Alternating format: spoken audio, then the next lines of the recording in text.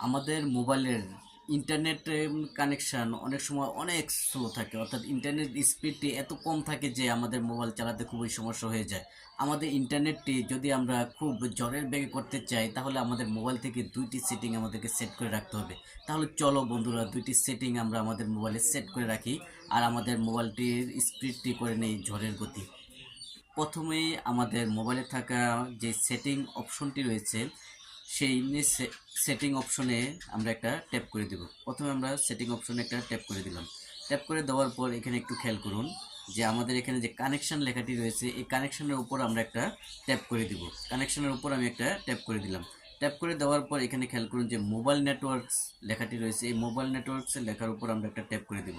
Tap করে দেওয়ার পর এখানে খেয়াল করুন যে অ্যাক্সেস পয়েন্টের নেম, এই লেখাটির উপর আমরা একটা ট্যাপ করে দেব। এই লেখার উপর আমি একটা ট্যাপ করে দিলাম। ট্যাপ করে দেওয়ার পর এখানে খেয়াল করুন আমাদের একটি ইন্টারনেটের একটি নেম দেওয়া আছে। এই নেমটি আমাদেরকে কী করতে হবে, ডিলিট করে দিতে হবে। এখান থেকে আমরা ডিলিট করে দেব। আমরা এটা ডিলিট করে দিলাম।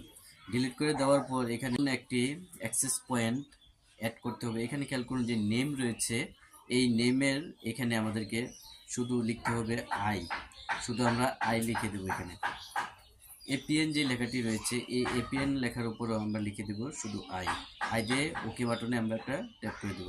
এখানে এই দুইটা লেখার পর এখানে খেয়াল করুন সার্ভার যে লেখাটি রয়েছে সার্ভার, এই সার্ভারের উপর আমরা ট্যাপ করে দেবো। ট্যাপ করে দেওয়ার পরে সার্ভারের এখানে আমরা লিখব 5G।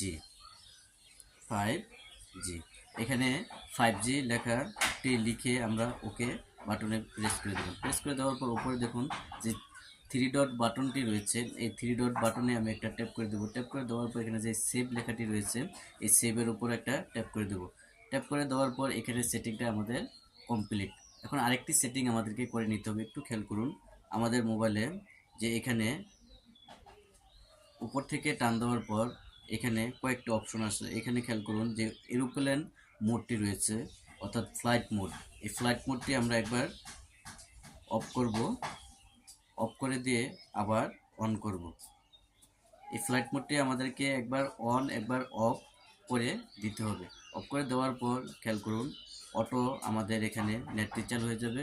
এই সেটিংটি আমরা যদি করে নিতে পারি তাহলে আমাদের ইন্টারনেটের গতিটি অনেক বেড়ে যায়। বন্ধুরা, যদি এই ভিডিওটি কোনো উপকারে আসে তাহলে একটি লাইক, কমেন্ট, শেয়ার করে অন্যকে জানিয়ে দেওয়ার সুযোগ করে দেবেন। ধন্যবাদ।